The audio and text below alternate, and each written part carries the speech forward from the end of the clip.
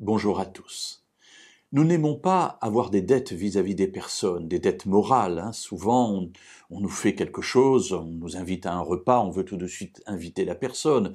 On nous offre un cadeau, on veut lui offrir un cadeau. Bref, on n'aime pas être débiteur. Et vis-à-vis de Dieu, c'est un peu pareil. Dieu fait beaucoup de choses pour nous, mais cela nous gêne de penser que ce n'est pas à cause de nous que tout cela arrive. Alors on va essayer de faire des choses pour Dieu, de telle sorte que quelque part dans notre fort intérieur, nous puissions nous dire que si Dieu a fait cela pour nous, c'est bien parce que quelque part nous le méritions quand même un peu. Alors un épisode de la vie d'Israël nous enseigne aussi cela, mais surtout comment en sortir. Israël est parti en exil parce qu'il a péché contre Dieu. Il a été rebelle, il n'a pas voulu écouter les prophètes et finalement Dieu lui a dit, bien je respecte son choix et puisque tu ne veux pas m'aimer, eh bien je m'en vais, je te laisse face à tes adversaires.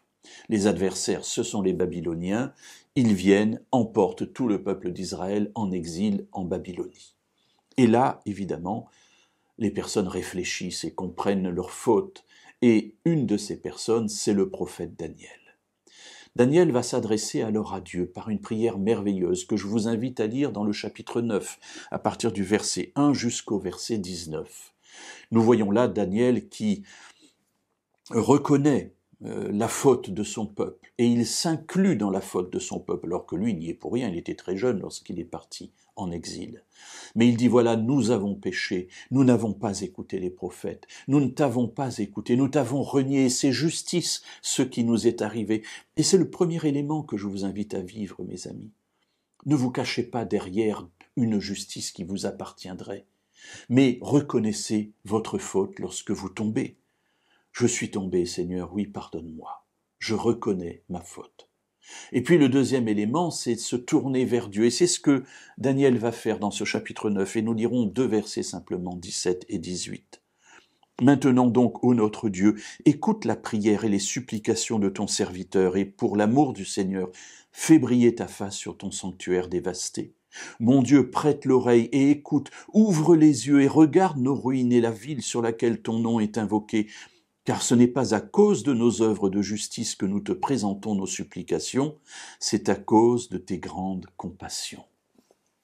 Voilà, mes amis, la voie du salut lorsque nous tombons. Elle est très simple. Reconnaître ses fautes et ensuite se tourner vers Dieu en disant « Seigneur, je n'ai rien à t'offrir. Je suis pécheur. Même le choix que je fais de revenir à toi, c'est parce que ton esprit me l'a inspiré dans mon esprit. Alors je viens à toi tel que je suis, pécheur, mais je me tourne vers toi parce que je sais qu'auprès de toi, je peux trouver le salut, parce que tu es rempli de compassion, et je sais que tu m'aimes.